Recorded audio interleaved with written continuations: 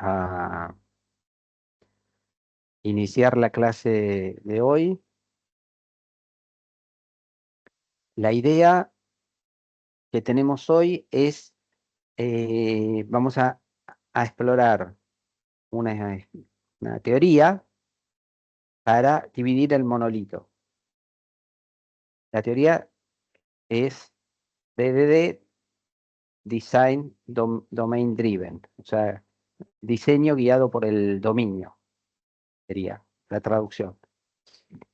Eh, bueno, entonces, eh, básicamente la saqué del libro Domain Driven Design, en realidad, y también del de Microservices Pattern de Richardson, que en realidad la mayoría lo saqué de Microservices Pattern porque hay un capítulo que es de Domain Design Driven. O sea, los dibujos y todo eso están más parecidos al libro de microservicios. Igual la idea es más o menos la misma. ¿Ok? Em, Vamos a empezar. O sea, lo que teníamos hasta ahora era esta tensión. Yo les había mostrado en una transparencia que había como una flecha que era una tensión entre loosely coupling, o sea, que los servicios eh,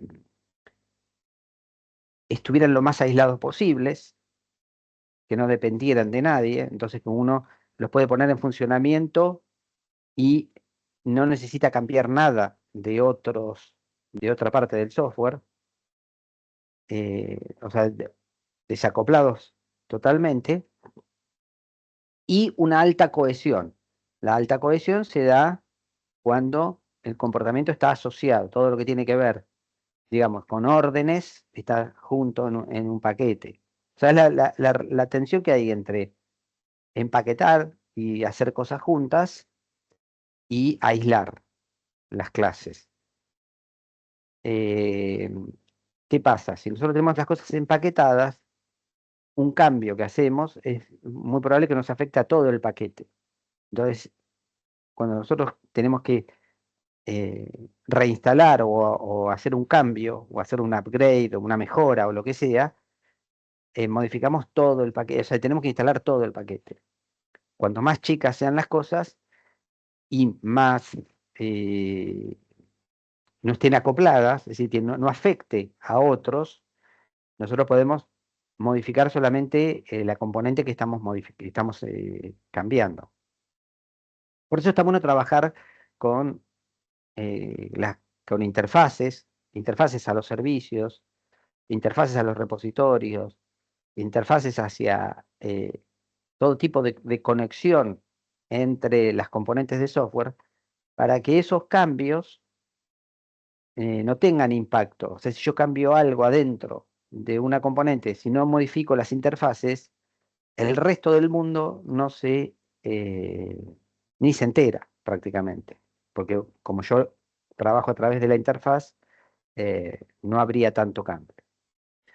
Bueno, siguiendo esta tensión de qué cosas van juntas y qué cosas van separadas, es que tenemos que encontrar esos límites en el dominio que ayuda a tener un comportamiento, el comportamiento en un solo lugar y comunicarse con otros boundaries que sean tan desacoplados como fuera posible. Es decir, lo que tenemos que encontrar es un límite en nuestro modelo. Creo que les hice un dibujo, ¿se acuerdan que teníamos el modelo y estaba dividido como en barrios, para decirlo de alguna manera? Lo que hay que ver es esos límites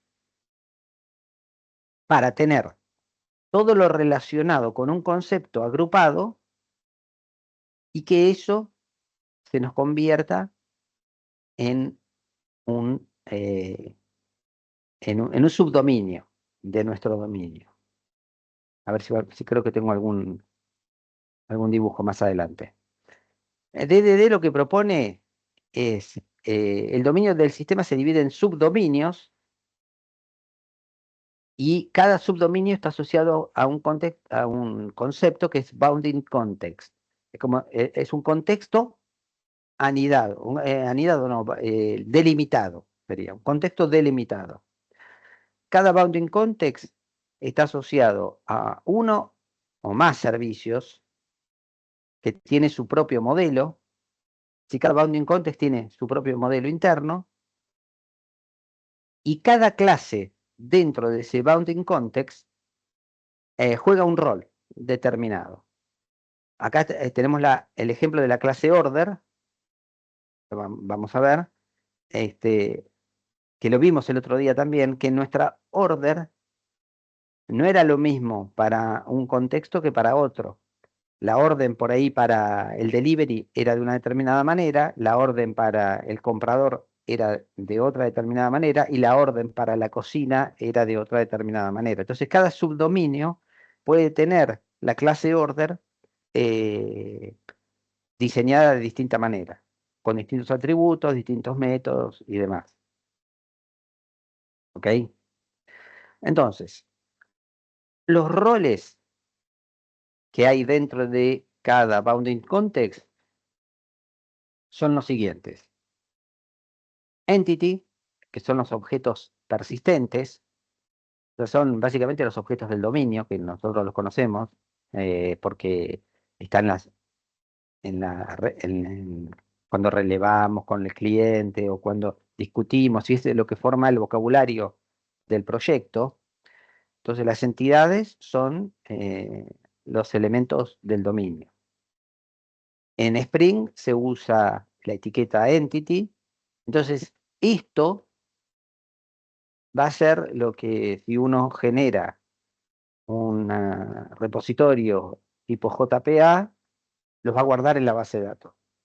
Va a ser un mapeo a la base de datos que definamos. ¿Okay?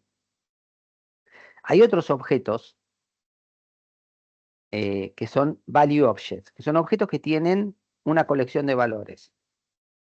Por ejemplo, yo puedo tener una entidad que es persona, por decir algo, y que la persona tiene una dirección. Entonces, por ahí la dirección es un value object, porque está relacionado con la persona y quizás se guarda en la misma entidad persona, pero es una clase separada de persona que no tiene una tabla propia, una base de datos propia, sino que es una propiedad de la entidad persona. ¿Ok?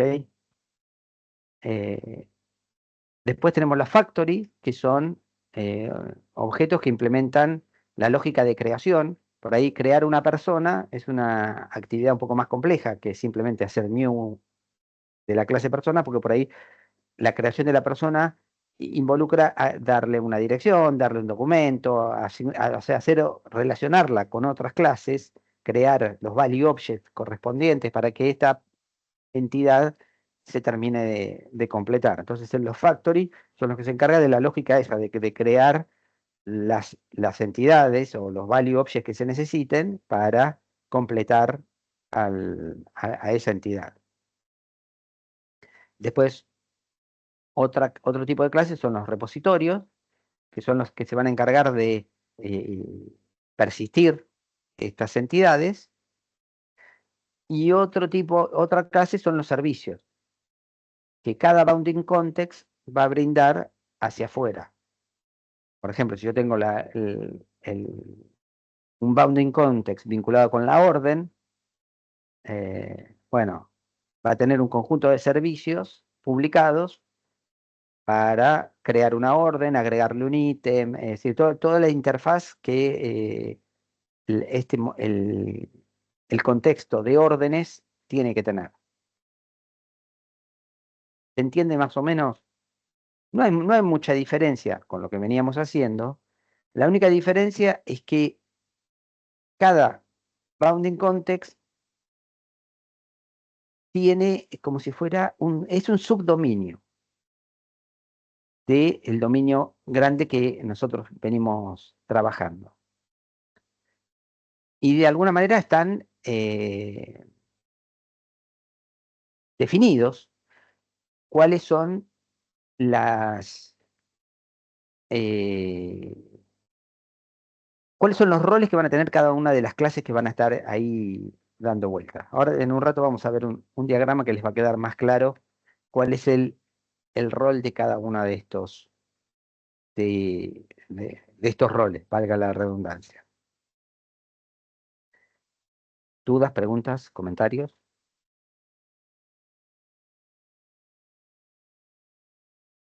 Bien. Bueno, este es un diagrama que representaría a tres bounding context o tres aggregates. Aggregate y bounding context es lo mismo. O sea, el bounding context es el reborde de, de este concepto y el aggregate es este agregado de clases que representan algo. Representan en este caso a la orden, al restaurante y al consumidor. Entonces, ¿qué quiere decir esto? Estos que bueno, otra característica que tiene los bounding contexts es que, además de tener las entidades y los value objects, una de las entidades es la entidad root de este bounding context. ¿Para qué sirve? Sirve para que nosotros, cuando nos tengamos que referir a este agregado, lo hagamos a través de la entidad root. Por ejemplo, si tenemos que agregar un ítem, se lo vamos a pedir a la orden. O sea, a la orden le decimos orden agrega tal ítem. ¿Entiendes? Como que hay eh, entidades, porque tanto la orden como los ítems son entidades y se van a almacenar. Pero probablemente las otras clases, Delivery Info y Payment Info, es alguna información que se va a agregar dentro de la clase Order. Lo mismo pasa para el consumidor, que bueno, su clase raíz es consumer y tiene otras, otras clases que son value objects. Y acá el restaurante no está profundizado, pero bueno, el restaurant va a ser la clase raíz. ¿Ok? Entonces, bueno, una de las cosas que van a hacer ustedes, nosotros les vamos a dar un modelo minimalista de lo que estamos desarrollando entre todos, y ustedes van a tener que armar estos bounding context. Entonces, de alguna manera van a tener que elegir cuál va a ser la clase root de cada bounded, o de cada aggregate, cuáles son las otras clases, que pueden ser entidades o pueden ser value objects, y que todas van a conformar este aggregate. ¿Ok? Vamos a ver las características de los bounding context. Cada bounding context tiene una interfaz explícita, servicios, repositorios o message handlers. No necesariamente tienen que tener todas, pero alguna tiene que tener, o servicios, o repositorios, porque es la forma con la cual vamos a comunicarnos con ese bounding context. Después vamos a ver un diagrama hexagonal de un bounding context con servicios, repositorios y demás cosas. Cuando se desea obtener información de un bounding context, se utilizan los servicios definidos para ese bounding context. Esto, en definitiva, utilizará el modelo para responder al servicio. Es decir, si yo al aggregate root le tengo que pedir algo o le tengo que dar algo, suponete que le digo que tengo que agregar un ítem, tendré un servicio vinculado con este bounding context, que el servicio se llamará aggregate item o add item o lo que sea, y que lo que va a terminar haciendo es al order pedirle que agregue algún ítem con los datos que maneja el servicio. ¿Ok? Y si se desea realizar solicitudes de funcionalidad dentro del bounding context, se debe realizarlo a través del aggregate root entity. Es decir, si yo estoy adentro acá y tengo que hacer, qué sé yo, calcular el costo de esto para, bueno, se lo tengo que pedir a la orden que recorrerá los ítems para calcular el costo de tal cosa. ¿Se entiende? Mismo el repositorio, cuando el repositorio tenga que guardar, probablemente lo haga a través de la orden y de ahí haga un save a cada uno de los ítems. En realidad no estoy muy seguro, pero me refiero a que desde adentro se trabaja a través del aggregate root y desde afuera a través de los servicios.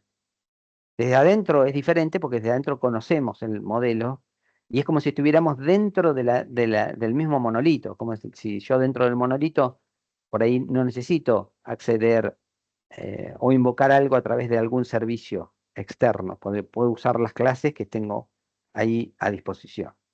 Esto es más o menos lo mismo, pero la diferencia es que todos nos tenemos que referir a través del aggregate root. Ahora vamos a ver por qué es esto. La propiedad de los aggregates es que clarifica las operaciones de load, update, delete que actúan sobre la agregación. Como todas están referidas a la raíz principal, al aggregate root, queda muy claro qué significa el load. El load va a significar, si volvemos acá un segundito, ¿qué significa el load? Levantar la orden con todos sus ítems. ¿Ok? ¿Qué significa el update? ¿Qué significa el delete? Bueno, queda más claro porque todo está referido a que las operaciones arrancan en el aggregate root. Modificando toda la agregación, se resuelve también el problema de consistencia. ¿En qué quiere decir? Que la operación update se invoca sobre el aggregate root. Por ejemplo, modificar un elemento del order line item, se le pide el aggregate root. O sea, si yo le pido modificar algo, no accedo directamente a este ítem, sino que lo hago a través del order. Y eso evita que haya inconsistencias. Porque si yo tuviera simultáneamente acceso a esto, alguien podría estar modificando un ítem mientras yo estoy haciendo alguna otra operación. Entonces, tenerlos todos centralizados, yo puedo generar alguna especie de transacción acá eh, o bloquear el acceso a los ítems porque se hacen todos a través de la clase root. Eh, ¿Se entiende eso? O sea, hay alguna forma de asegurar que no haya inconsistencia en los datos. Si alguien accediera desde algún lugar, de algún servicio, desde afuera, a algún ítem, sería más difícil controlar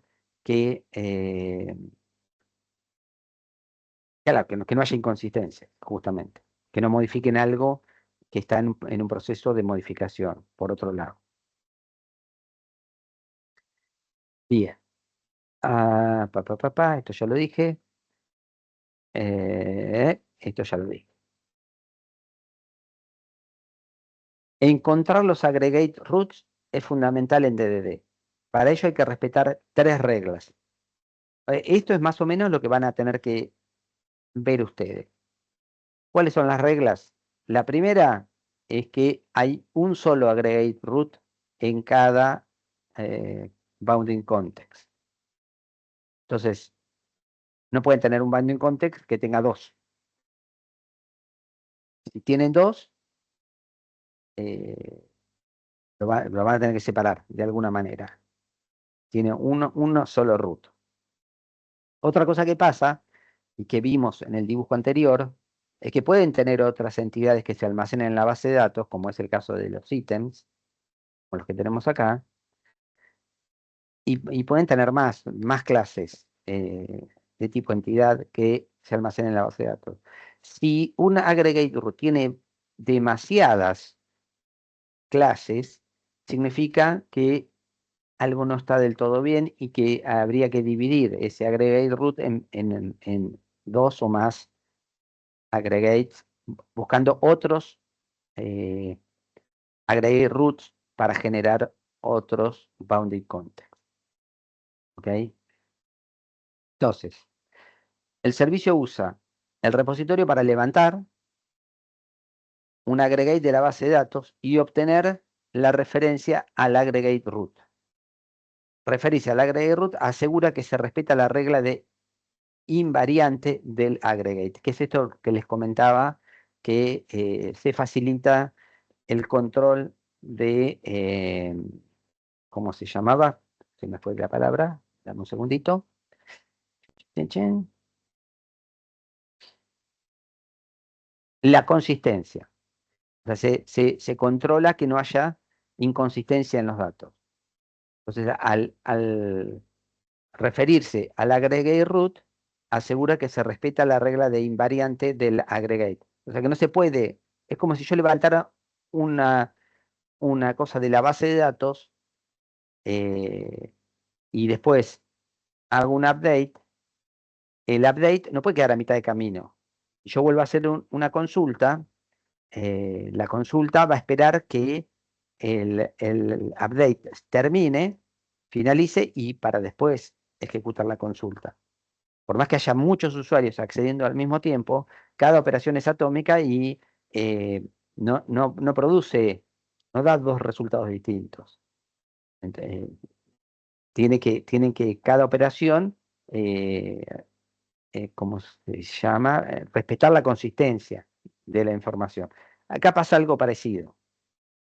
Es decir, al hacer todas las operaciones a través del root, nos garantizamos que el modelo está coherente, que no está parcialmente modificado. No es que modifique una clase y la otra no la modifique en lo que sería mi hipotética transacción. Entonces, esto asegura que siempre que nos refiramos al root, este, eh, bueno, si tienen dudas me preguntan, ¿eh? Continuamos. Como parte de la regla 1, solo referirse al aggregate root, tenemos que usar, bien, esta es la que dijimos hoy, hacer referencia solo al aggregate root. La segunda regla es inter-aggregate references, o sea, cómo nos referimos desde afuera. Entonces, para referirnos desde afuera, usamos lo que serían las claves primarias de esos objetos. Si yo quiero llamar a un restaurante, usaré el restaurant ID. No uso una referencia al objeto, sino que uso el ID. ¿Por qué? Porque esta clase probablemente esté corriendo en otra máquina, en otro modelo. No tengo acceso a la referencia al objeto. Voy a necesitar que en la otra máquina hagan un load by ID. Y para eso necesito darle el ID. Entonces, la relación o las referencias entre los aggregates se hace a partir de los ID de las claves primarias que utilizan las tablas. Fíjense que esto puede estar en una tecnología, en Java, pongamos y guardado en una base de datos, y esto puede estar en otra tecnología, en C Sharp, y esto guardado en otra base de datos. Acá puede haber MySQL y acá puede haber, qué sé yo, Oracle, cualquier otra base de datos. Pero como yo las estoy invocando a través del Restaurant ID, el programa que utilice el restaurante sabrá cómo levantar el restaurant con el ID de restaurant. Y cuando lo creé, el restaurant, hice un new, decime con qué restaurante voy a trabajar, haré un get, me dará el ID del restaurante y yo se lo voy a ubicar a la orden, y ahí me queda vinculado el aggregate de order con el aggregate de restaurant. ¿Se entiende la idea? Si nosotros tuviéramos todo en la misma máquina, por ahí en algunos modelos nosotros tendríamos la referencia al objeto. Tendríamos una especie de puntero al objeto. O crearíamos una variable y se la asignamos. Ahí no estamos asignando el ID, estamos asignando el objeto. No es lo mismo tener la referencia al objeto que tener la clave primaria. Cuando trabajamos con aggregates separados, nuestro vínculo entre los aggregates será la clave primaria del otro aggregate. No sé si quedó claro. Creo Sí, que sí. sí. Perfecto.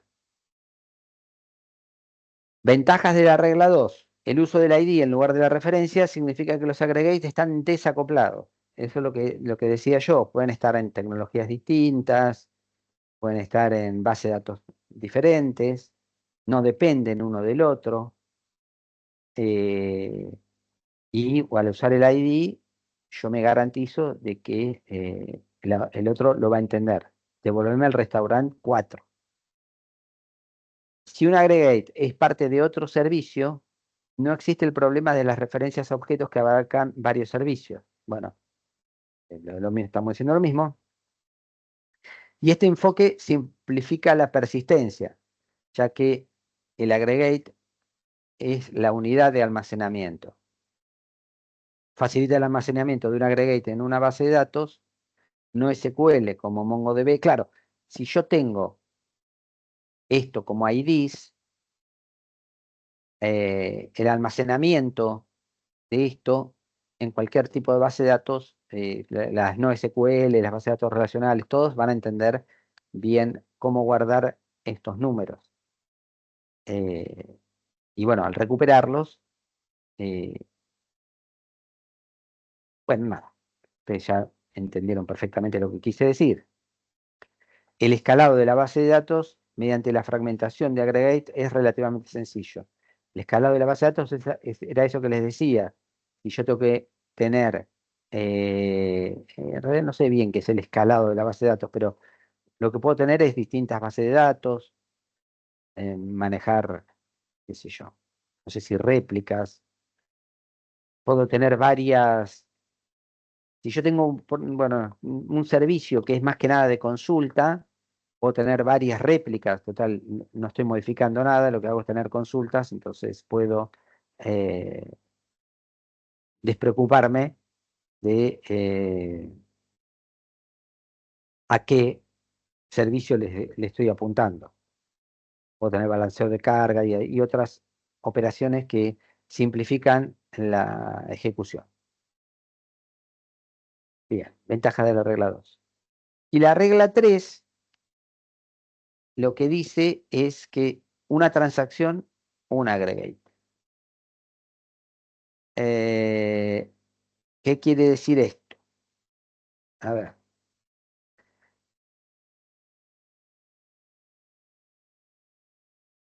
Bueno, nosotros vimos Saga, ¿no? La clase pasada.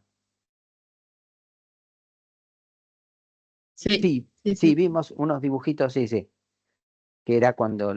Bueno, acá lo que dice es que la saga puede estar compuesta por varias transacciones, pero cada transacción, lógicamente, está dentro de un aggregate. Y además, lo que dice es que un aggregate no tiene dos transacciones en el mismo saga, porque ahí podríamos tener el problema de que nos queden las cosas inconsistentes dentro del mismo aggregate. Entonces, la transacción 1 que trabaja sobre el aggregate X, no hay una transacción 2 en el mismo saga, en el mismo servicio, que trabaje sobre el aggregate X, porque puede fallar una y no fallar la otra. Lo que de alguna manera, lo que quiere decir es que este aggregate va a quedar bien o va a ser el rollback si falló esta operación. Y no me va a quedar un aggregate a mitad de camino, que era lo que quería explicar hoy con respecto a la consistencia. Entonces, la transacción local 2 es sobre el aggregate I y la transacción local 3 es sobre el Z. Entonces, la saga lo que hace es coordinar que estas funcionen bien. Si alguna falló, supongamos que este es el orden, 1, 2 y 3, si falló en la 3, la saga se encargará de tener su, ¿cómo se llama? ¿Cómo se llama? ¿Cómo se llama? Operación de, ay, se me fue el nombre, de compensación, ahí está, bien, su operación de compensación para compensar que la transacción 2 vuelva para atrás, y la saga se encargará que haya una operación de compensación para la transacción 1. Pero cada transacción local es sobre un solo aggregate. O perdón, al revés. Si hay alguna transacción y trabaja en un aggregate, es la única. No puede haber 2 sobre X, porque puede fallar la 1 y no fallar la 2. Y al estar dentro del mismo servicio, la saga ni se entera, ni se llega a enterar que algo falló. ¿Ok? O sea, esto es importante para mantener lo que veníamos diciendo que era la consistencia dentro de cada eh, aggregate. Dice que esta restricción es ideal para microservicios y se alinea también con base de datos no SQL. Bueno, por esto que les digo que estas transacciones locales, al mantener la consistencia, podrían ser en base a datos independientes, alguna no SQL, otra SQL, y no habría ningún inconveniente. ¿Se viene entendiendo más o menos hasta acá? No veo nada, estoy hablando con nadie. Sí, se entiende. Bárbaro. Bueno, ¿cómo definimos la granularidad de nuestros bounding context? Yo podría tener un bounding context para definir el stock, para trabajar el stock, tener distintos servicios o lo que sea, y podríamos pensar en que haya uno para el stock y otro para, no sé qué será esto, para finanzas, o que esté todo dentro del mismo. ¿Cómo se define la granularidad? Y bueno, la granularidad va a estar vinculada con esto que les contaba de que tiene que haber una clase raíz y todas las operaciones que hagamos en cada bounding context tienen que estar referidas a esta operación, a esta clase raíz. No tiene que haber transacciones locales, o sea, cada servicio me va a definir cómo son las transacciones, entonces esas transacciones no pueden ser duplicadas, o sea, dos transacciones para el mismo aggregate. Eh, tiene que cumplir las reglas estas que estamos hablando, eh, que tengamos todos los IDs para referirnos a los servicios de distintos aggregates, y la 1 que era tener un solo root. O sea, si cumplimos con esas 3 reglas, podemos tener un bounding context más grande o más chico. ¿Ok? Cuanto más grande, más parecido al monolito. Y volvemos a tener los mismos problemas que teníamos con el monolito. Cuanto más chico, más problemas de coordinación y que todo funcione y de tener más sagas, y cada saga involucra más operaciones de compensación, más, ¿cómo se llama? Más lógica vinculada con la creación de servicios, perdón, de servicios no, de instancias de nuestros servidores y que levantar réplicas y tener, o sea, vamos a tener otra flexibilidad, pero hay otra complejidad en la administración. Y como les digo, si yo tengo la clase order, que es una clase central, no es lo mismo si yo la tengo toda unificada con todos sus atributos y métodos en un solo monolito, y no que tengo la orden distribuida en distintos modelos y en distintos servicios.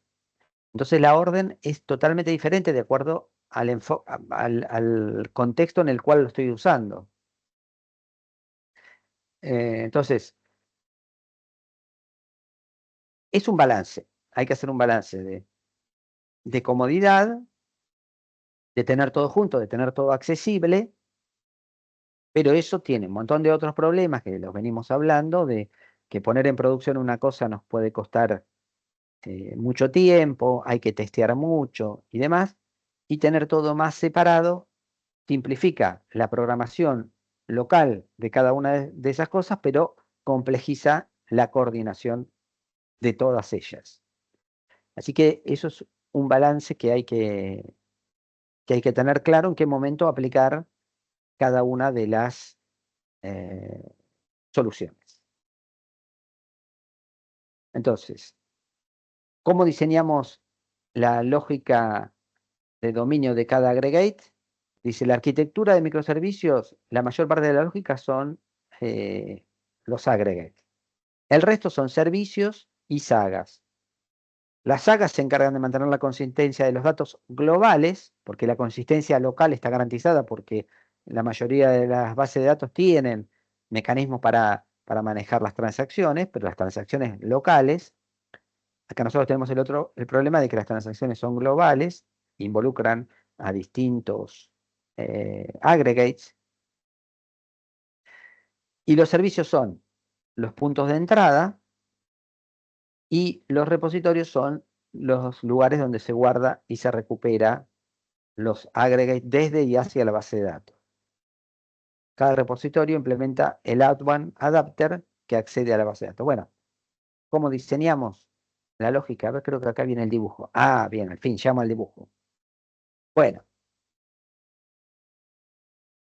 esta parte de acá es el dibujo de los aggregates que vimos al principio. Que teníamos la orden, teníamos, acá no es value, pero bueno, no importa. Tenemos el modelo ese de las clases, cuál es la root, cuál es la entity que no es root, cuáles son los value objects. Este es el modelo de objetos tradicional que estamos acostumbrados a modelar cuando hacemos diagramas de UML. Cuando hacemos diagramas de UML, hacemos este tipo de clases y relaciones. Lo que se le agrega en este modelo de arquitectura hexagonal que vimos, ¿se acuerdan que vimos la arquitectura hexagonal? Esta hexagonal está medio deformadita, pero bueno. Se le agrega los servicios, que es un handler que se va a comunicar con el protocolo que nosotros usemos para comunicarnos. En este caso, con REST nos estaríamos comunicando con un cliente web, por ejemplo. Los servicios tenemos acá. Tenemos las saga, que son implementaciones de acuerdo a la lógica que usemos. Creo que yo hablé en la clase pasada de los mecanismos que pueden ser de orquestación o de coreografía, las ventajas y desventajas que tenía cada una. Si no lo conté, recuérdenmelo que en la clase que viene lo vemos. El repositorio, que es el que se encarga de almacenar y recuperar los datos del aggregate a través del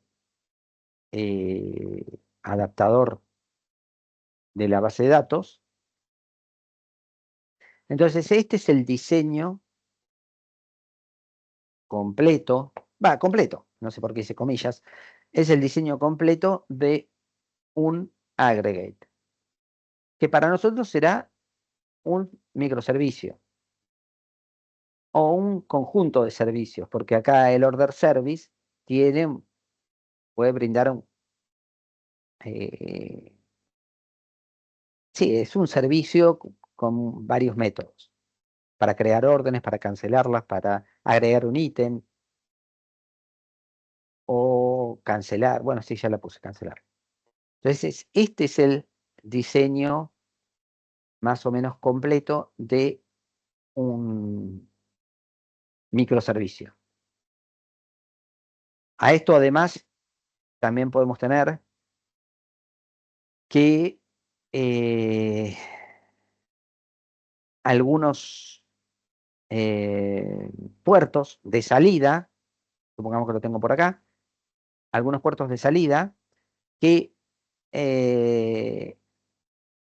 se comuniquen con otro microservicio, por ejemplo, a través de o de una interfaz REST o a través de otro mecanismo, o puede ser un llamado directo, o puede ser un llamado asincrónico, o sea, llamar a través de un mecanismo de colas, y así armamos una especie de red de microservicios que conforman la aplicación completa.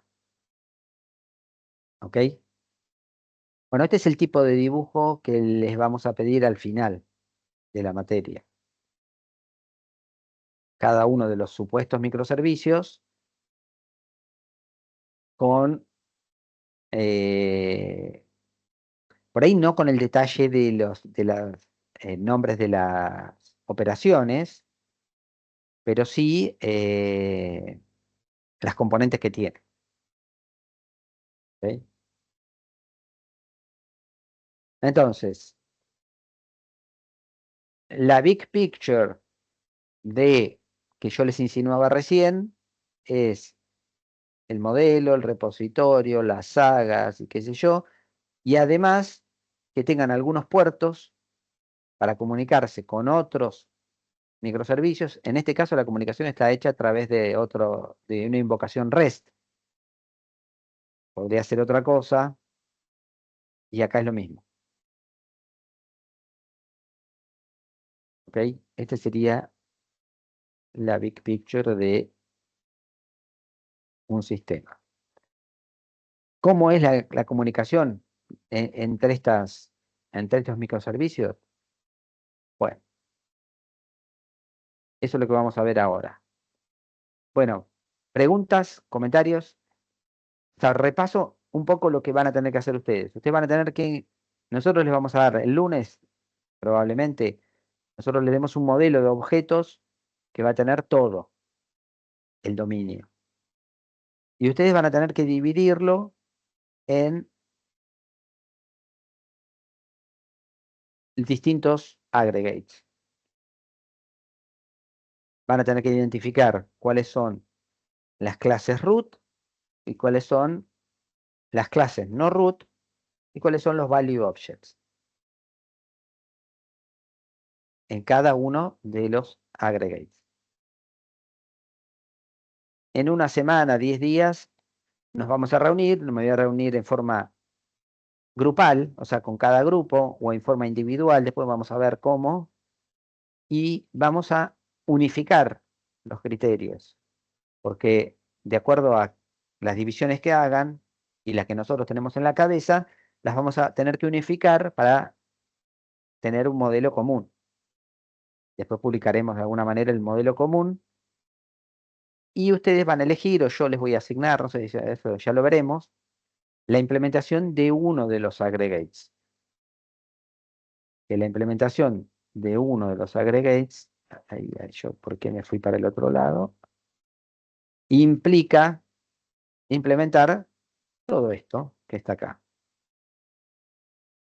los servicios de ese aggregate, por supuesto que las clases del modelo, y 1 o 2 sagas que involucren, que estén involucrados en el caso que vayamos a ver. ¿Ok? Entonces, por cada grupo, o sea, cada grupo va a tener que eh, definir todos los aggregates de la aplicación y después recién ahí vos nos asignás qué microservicio vamos a tener que desarrollar. Sí, Básicamente, sí. bien. Sí, Quería porque saber si había entendido bien.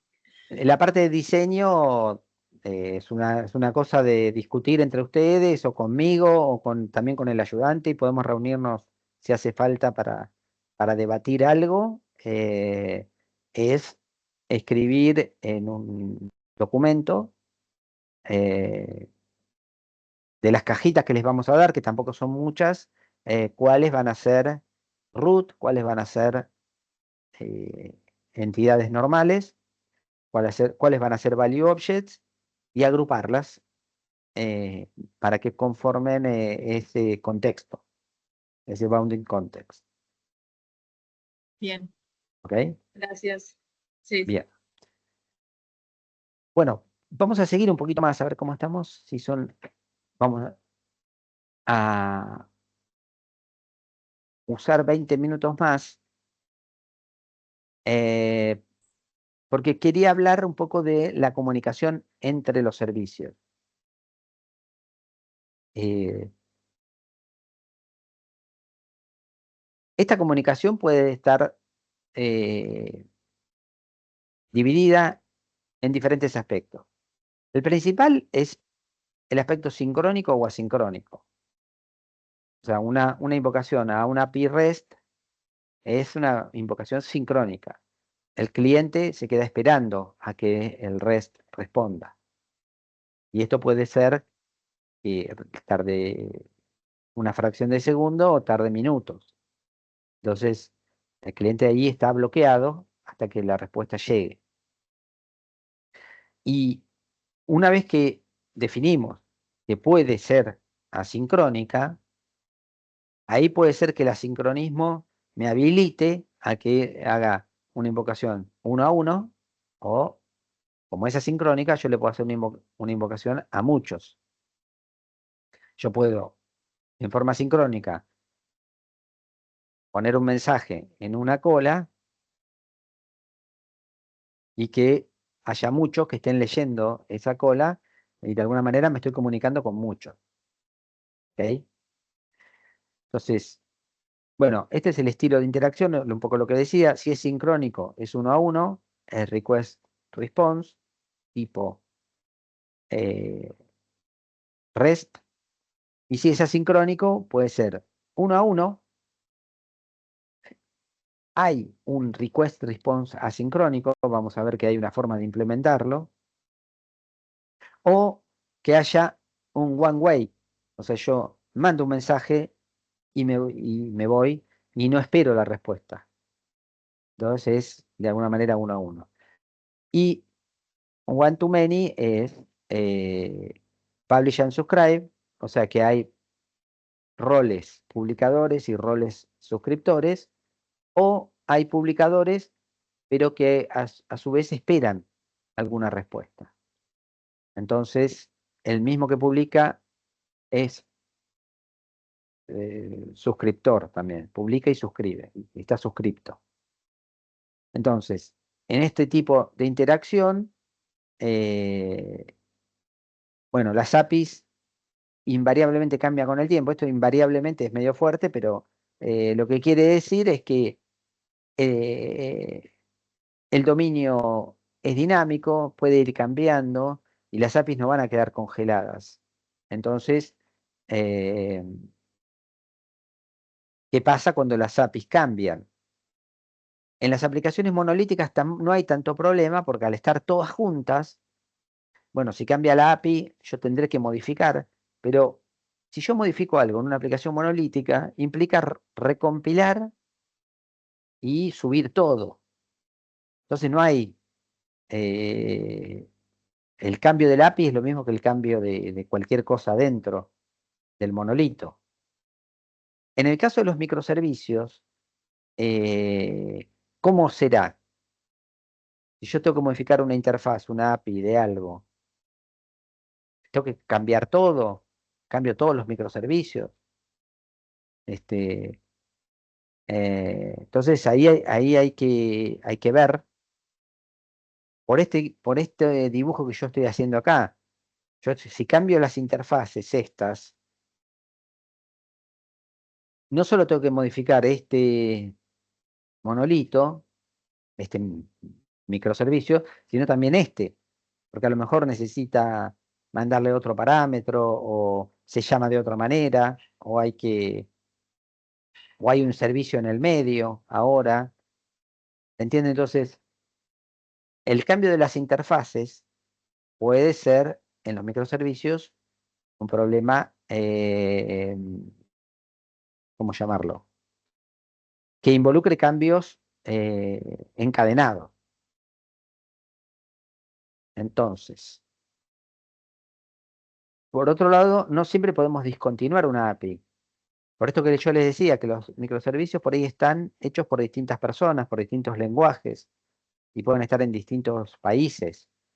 Entonces yo no puedo una API que estoy brindando un servicio para afuera, discontinuarla. Lo más probable que tenga que hacer es eh, generar versiones, por ahí como dice acá, la versión 1, la versión 2, y la 1 era la versión anterior y la 2 es una versión nueva. Es una estrategia para evolucionar las APIs, o que las APIs tengan una compatibilidad para atrás. Es decir, que si yo agrego un parámetro, que ese parámetro sea opcional o esté al final de la cadena de parámetros, y se agrega un parámetro en la respuesta, bueno, los que lo entiendan lo van a usar y los que no lo entiendan no lo van a usar. No es que no habría problema. O sea, el cambio de las APIs siempre es una dificultad, pero bueno, lo que tenemos que, bueno, pensar en estas cosas cuando modifiquemos esas interfaces. Bueno, este es el RPC, el Remote Procedure Call, RPC, o Remote Procedure Invocation, la lógica de dominio. Bueno, esto más o menos se lo imaginan, que es la tradicional para nosotros, es hacer una invocación a través de un request y recibir un reply o un response. Bueno, esto no es tan importante, pero lo voy a comentar así medio rápido, que HTTP tiene distintos niveles de madurez. El nivel 0 es que tiene un solo servicio y todo se hace a través de este servicio. Esto es un nivel medio viejo que ya no se usa, pero vos hacías un post en Appointment Service y le preguntabas, eh, le, eh, le preguntabas sobre el doctor tal, para este día qué horarios tenía. Supuestamente este Appointment Service te iba a devolver un listado con eh, los turnos disponibles, y vos le decías, bueno, quiero que me reserves entre las 14 y las 14:50, pero estás usando el mismo Appointment Service. Esto podía devolverte un OK o un failure, porque a lo mejor en el medio ese lugar ya se había reservado. El nivel 1 mejora un poco porque los servicios se pueden nombrar de alguna otra manera. Entonces yo tengo uno para ver el doctor, los horarios para esta fecha. Le pido al doctor tal, y el slot, y después hago otro post para pedir el horario, o sea, acá me devuelve el 1, 2, 3, 4, es entre las 14 y las 14:50, que era el que yo quería, y hago un request, perdón, un request no, un post para pedir el paciente tal ese horario. El nivel 3 le agregó los perform action, el get, el post, el put, distintos, que estos ustedes ya lo conocen. Entonces yo puedo tener un get que pide los slots y tener un post que, ¿cómo se llama? ¿Cómo se llama? ¿Cómo se llama? Haga la reserva.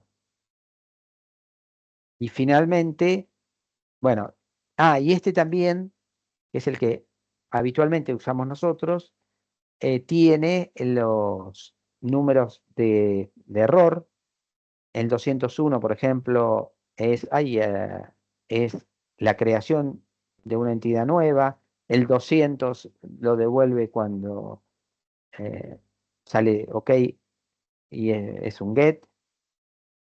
Y el 409 es un error, algún tipo de error. El 404 que la página no se encuentra. Y bueno, ustedes conocen algunos números como HTTP codifica las respuestas de este nivel de madurez. Y este es el que habitualmente usamos. Media hora más o menos. Este es el que habitualmente usamos nosotros. Hay otro que es un poquito más elevado, que es que a las respuestas se le pueda agregar algunos links. Por ejemplo, acá yo en el primer get le pido los turnos disponibles, pero en la respuesta ya le agrego algunas otras URLs para hacer la reserva. Esto es lo que se usa habitualmente en los, ¿cómo se llama? En los lenguajes, en los lenguajes no, en las arquitecturas de single page, que uno va levantando la página y la página tiene los botones que ya están preparados para continuar con las acciones que involucran el get, por ejemplo. Entonces yo acá tengo un get donde además de pedirle el turno, bueno, del día tal, me aparecen para agendarme o para eh, continuar con la operación. Si yo tuviera un listado de productos, podría tener un botoncito para comprar o para cancelar o para lo que sea. Estos links es un nivel de madurez del REST un poquito superior. Y que, bueno, estaría bueno que nosotros lo podamos eh, manejar en lo que estamos haciendo. Y después cuando obtengo el appointment, yo podría tener links para cancelar, para agregar alguna información o cambiar el tiempo o alguna operación vinculada con mi turno. Pero bueno, esto es lo que se refiere a REST. Los beneficios de REST es que es muy familiar, porque es lo que venimos usando y eh, es lo que usan los browsers web. Estamos muy acostumbrados a verlo y a usarlo constantemente. Es muy fácil de testear, por ejemplo, a través de un plugin de Postman. Eh, También se pueden hacer testing automatizados usando curl y explorando las respuestas JSON que traiga.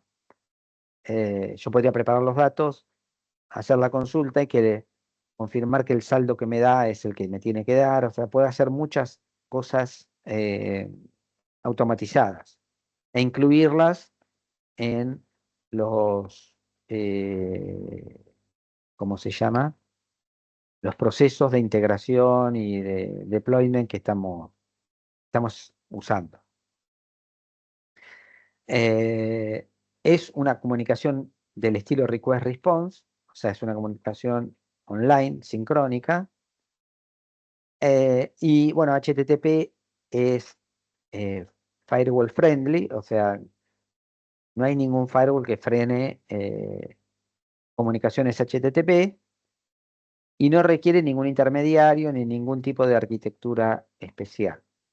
Como les digo, es la que se usa con los browsers y es muy conocida. ¿Ok? Las desventajas de REST, y acá vienen los problemas, que solo soporta request response, o sea, solo soporta comunicación sincrónica. Entonces, ¿qué pasa? Esto reduce la disponibilidad, porque sobre todo cuando nosotros tenemos que acceder a varios servicios, nosotros no dependeríamos. ¿Vieron el dibujo ese que yo tenía los hexágonos y se llamaban entre sí?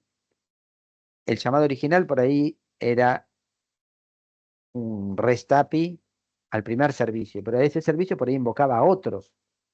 Entonces, yo no estoy dependiendo solamente del primero, sino que estoy dependiendo de todos. Y si alguno de los servicios no funciona, me voy a quedar esperando hasta que levanten ese servicio y pueda contestar. Entonces, sin intermediarios, y bueno, tiene que estar corriendo, dice, lo que dura el intercambio. Los clientes deben conocer la ubicación, que son las URLs de las instancias de los servicios, y como veíamos en las aplicaciones modernas, esto no es trivial, porque por ahí los servicios están replicados, hay muchas instancias de order service, entonces yo a cuál order service le pego. Entonces ahí voy a tener que controlar o tener un mecanismo para, que se llama Service Discovery, para encontrar la máquina que esté más liberada para que me atienda fácilmente. Entonces, levantar múltiples recursos en un solo request puede ser un desafío. Esto que les digo, si yo invoco un servicio, pero ese servicio tiene que ir a buscar cosas a distintos lados, bueno, todos esos lados tienen que estar funcionando. Y bueno, hay veces que es difícil mapear múltiples updates con un solo verbo. Es decir, lo que empezó a pasar es que REST, de alguna manera, no pudo satisfacer las necesidades que hoy hay de interconectar a los servicios, que hayan, vos cuando haces una invocación o haces un update, por ahí no estás trabajando con un solo servidor, estás trabajando con muchos que pueden estar replicados, pero también con muchos que pueden no ser iguales, o sea, hacer servicios, microservicios de distintos bounding contexts. Entonces, un update, perdón, la interfaz REST te obliga a que todos estén en funcionamiento. No puede haber ninguno caído, porque si hay uno caído, la operación completa no se completa. Valga la redundancia. Entonces, ¿qué hacemos cuando un servicio no responde? Vamos a poner un timeout. Y si no me responde en 10 segundos, le digo al cliente, che, no responde el servicio. Otra es limitar la cantidad de requests. Eh, Hago 100, cuando llego al 101 digo, no, espera, está muy cansado el servicio, el servidor, espera que devuelva alguno y después seguimos. O ir haciendo un tracking de éxitos y fracasos y ver qué acción tomar. Porque uno puede decir, bueno, mi servicio tiene una tasa del 1% de error. Mientras vos estés ahí en menos del 1% de error, no te calienta, no haces nada, pero si se eleva, bueno, ahí tomás alguna acción. Puede ser crear una réplica, puede ser llamar a la gente que hizo el servicio y pedirle que lo mejore, qué sé yo. Distintas acciones posibles. Bueno, ¿cómo nos recuperamos cuando un servicio no responde? Por ejemplo, en este caso, yo el cliente postea una orden, pero la orden tiene que involucrar al servicio, al order service, al product service y al delivery service. Acá creo que estábamos pidiendo que la entregue, ponele. Pero para eso le tenemos que decir, bueno, decime qué orden es, qué productos tenía y ahí hago el delivery. Bueno, ¿qué pasa si alguno de estos falla? No podemos frenar nuestro servicio. Entonces, una primera posibilidad es que haya un mecanismo de service discovery que yo con el mismo get, que es order service tal, a través de una infraestructura de service discovery, busque las IP que me van a poder atender. Esto los orquestadores lo manejan, los orquestadores tipo Kubernetes o demás. No conozco mucho los nombres. Lo que hacen es hacer esto, registrar distintas IP para acceder a mi servicio y yo puedo acceder a distintas instancias de order service.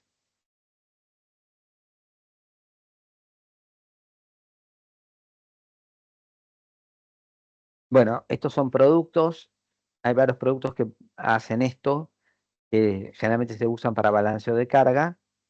Eh, Estos son todos proyectos que en GitHub aparecen. Creo que este último estaba medio discontinuado, pero los dos primeros uno los puede, ¿cómo se llama?, instanciar y usar.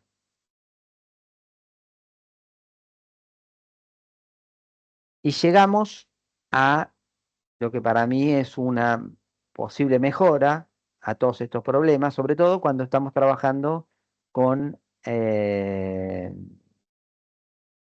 con microservicios. Porque la comunicación entre los servicios puede ser, o sea, no podemos quedarnos bloqueados si un servicio no nos termina de responder. Entonces, la comunicación asincrónica permite que trabajemos con mensajes y con canales. El mensaje es un documento estructurado, una especie de, imagínense una especie de JSON eh, estructurado que tiene, bueno, hay de distinto tipo. Hay de data, de comando, que es similar a una invocación, y de evento. Indica que algo ocurrió y que en general son cambios de dominio, por ejemplo, el estado de un delivery.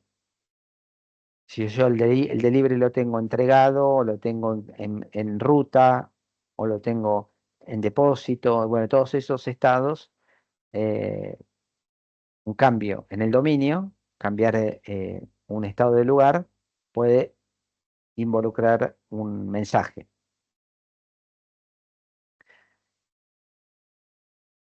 Bueno, el mecanismo es más o menos este. En vez de tener la API REST que enviaba un mensaje a otro handler REST que se comunicaba a través de estos puertos, estos mensajes se envían a una cola, que es un canal que está ahí preparado para que ese mensaje se almacene. Después vamos a ver que hay muchas posibilidades para manejar esto. Y este está escuchando esta cola y lo recibe y hace la operación que tenga que hacer. Esto hace que el sender no se quede bloqueado esperando que el receiver. eh, si el receiver está caído, no hay ningún problema para el sender. Envía el mensaje y sigue haciendo otra cosa. Lógicamente, para el negocio por ahí es malo, porque no sé qué pasa. El cliente hizo un pedido o hizo algo, te envió el mensaje y siguió adelante. Lo que puede hacer es mostrarle al cliente que el mensaje fue ya enviado y mostrarle que el estado es que se envió. Lógicamente, este receiver puede tomar alguna acción o contestarle con otro mecanismo o contestarle con otra cola para ver que recibió el mensaje y que está en proceso de no sé qué. Bueno, los channels tenemos los channels. En este ejemplo hay una simulación de un request response implementada con canales, donde vos haces el send a través de un mensaje en un canal, el servicio lo lee y responde a través de otro canal. Esto se maneja manualmente a través de IDs. Por ejemplo, yo tengo un Message ID y cuando le contesto tengo un Correlation ID que sería este mismo mensaje. Entonces el cliente puede alinear las respuestas a los mensajes enviados. Puede que el cliente envíe muchísimos mensajes y a medida que van llegando las respuestas, mostrará la respuesta asociada con cada mensaje. El cliente quizás acá sea una aplicación web y bueno, cada respuesta que reciba actualizará la información que tenga que actualizar. O mandará mails o tomará las acciones que crea conveniente.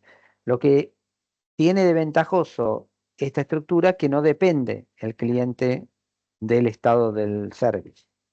Y a su vez es más fácil escalar el servicio porque con que respete el formato de las colas de los canales de entrada y de salida, yo podría tener varias instancias de service leyendo los requests y contestando los response, haciendo más eficiente la atención desde el lado de los servicios. No sé si se llega a ver esto claramente.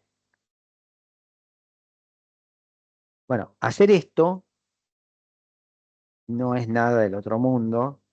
Es decir, el año pasado lo hicimos en la materia con los alumnos, instalamos un broker en el medio donde definíamos las colas y bueno, desde Java o desde cualquier lenguaje se puede acceder a esas colas como productor o como consumidor y bueno, mandar los mensajes correspondientes.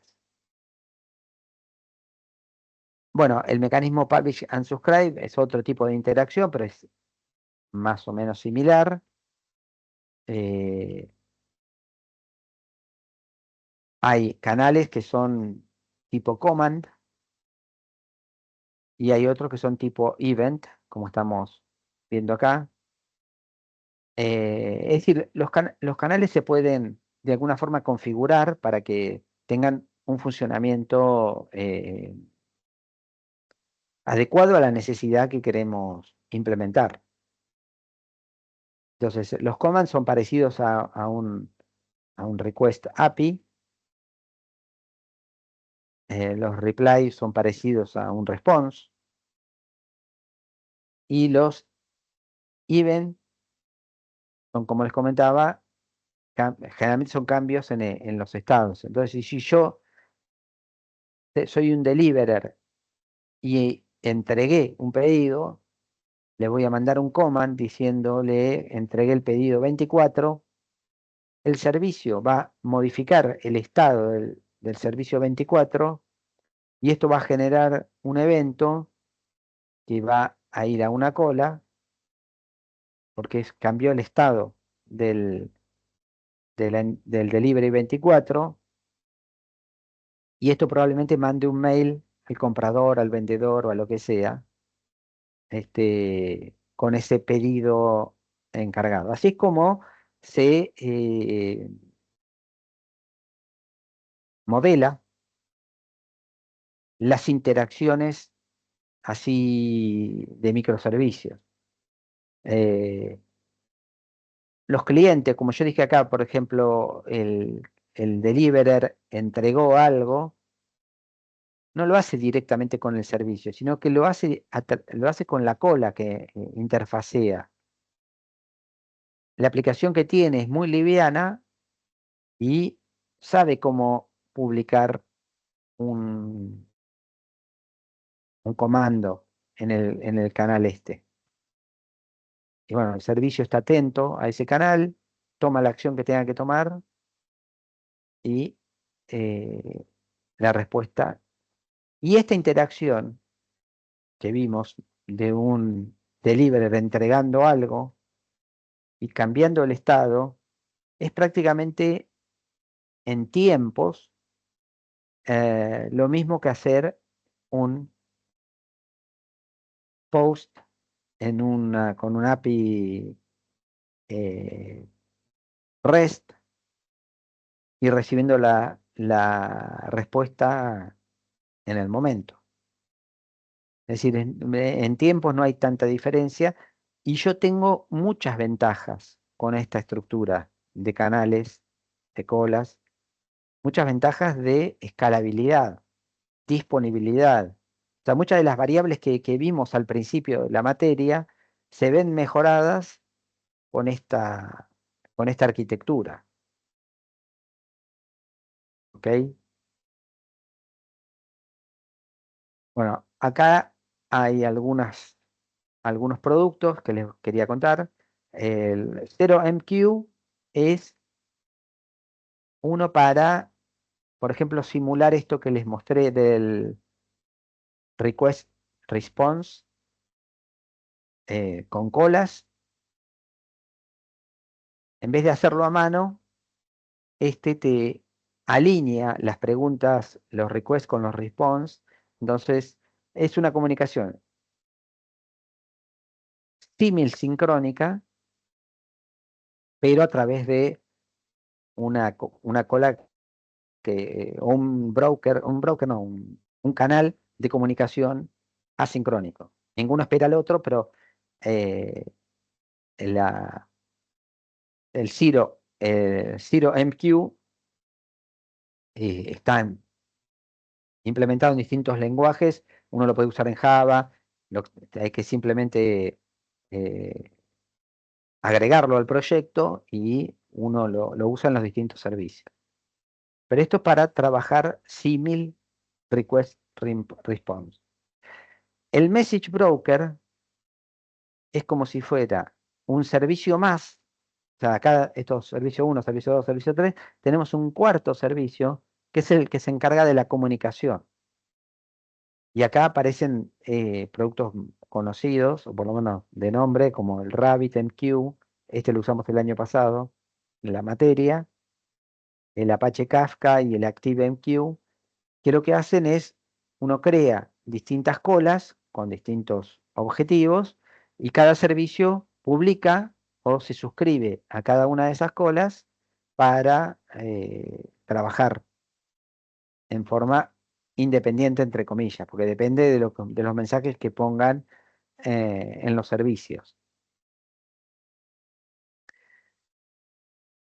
Bueno, las ventajas,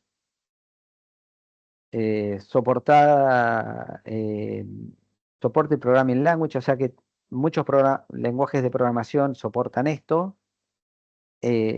Soporta estándares de mensajería, eso el AMQP, que debe ser un protocolo para mensajería, o mensajes propietarios, o sea, propios.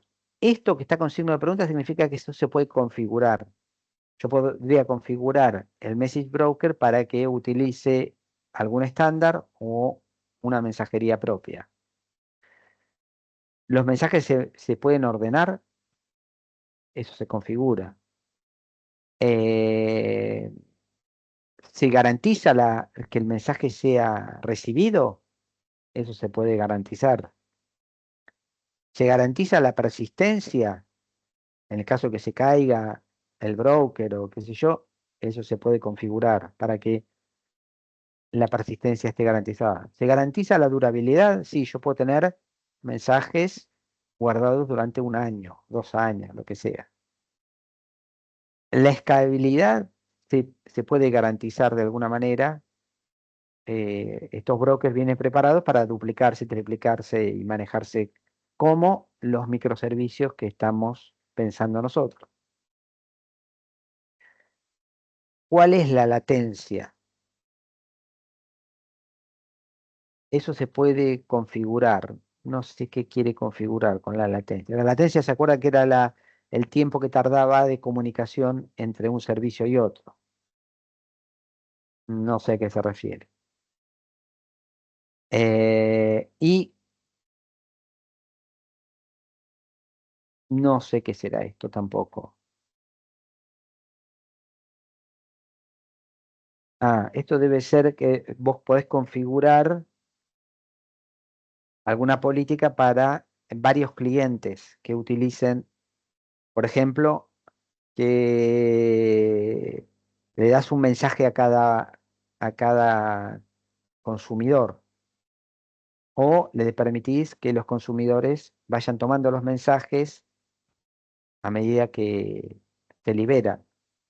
No sé, puede haber alguna política de configuración de cómo se consumen los mensajes. Bueno, voy a volver un minuto a alguno de estos dibujos, no sé a cuál. Bueno, el año pasado lo que hicimos, que espero que este año lo podamos repetir, es crear distintos canales, que esto lo vamos a ver la clase que viene, distintos canales, sobre todo para implementar las transacciones, las sagas. Como esta estructura, sobre todo, perdón, esta que maneja eventos, es muy fácil con las colas manejar estados.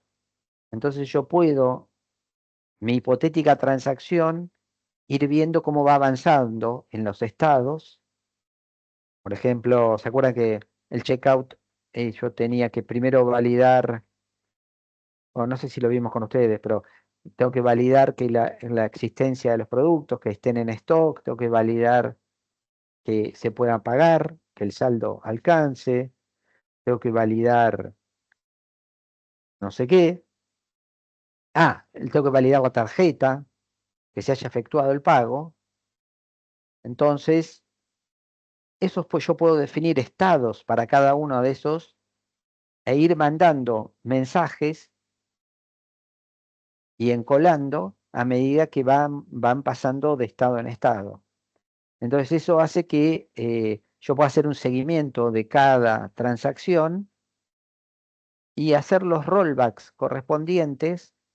O sea, mis sagas podrían estar suscriptas a este canal y a medida que llega un cambio de estado, ver avanzar en la saga o no avanzar de acuerdo a los eventos que se vayan recibiendo.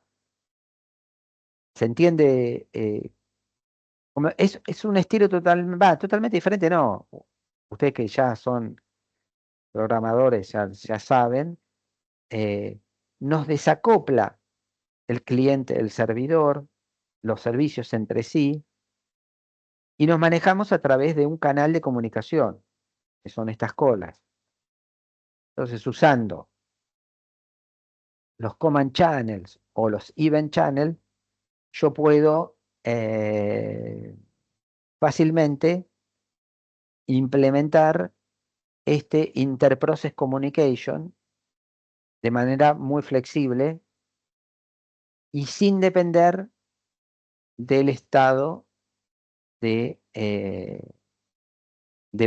los otros servicios. Y la complejidad no es tan grande. Si nosotros vemos, a ver dónde se los puedo mostrar.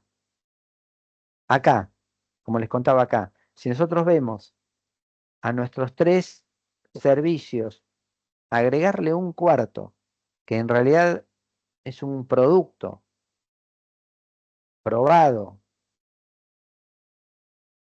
que simplemente lo configuramos con algunos archivitos de configuración, le decimos, bueno, créate con tantas colas, con tales características, eh, que se guarden los mensajes, que se guarden durante tanto tiempo. O sea, lo podemos configurar, es una cosa muy sencilla. La interacción entre los servicios nuestros se ve potenciada de alguna manera, ya que no dependemos el uno del otro, sino que nosotros podríamos parar nuestro servicio, hacer una actualización o poner en funcionamiento un servicio nuevo, siempre que conozca las colas a las cuales tiene que atender, y reintegrarse al sistema, eh, y prácticamente los otros ni se dieron cuenta que estuvo caído un servicio. ¿Se entiende la ventaja esta de trabajar con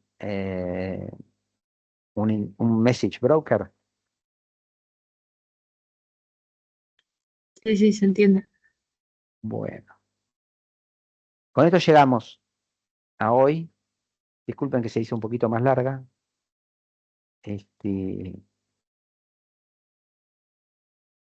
No sé si quieren preguntar algo.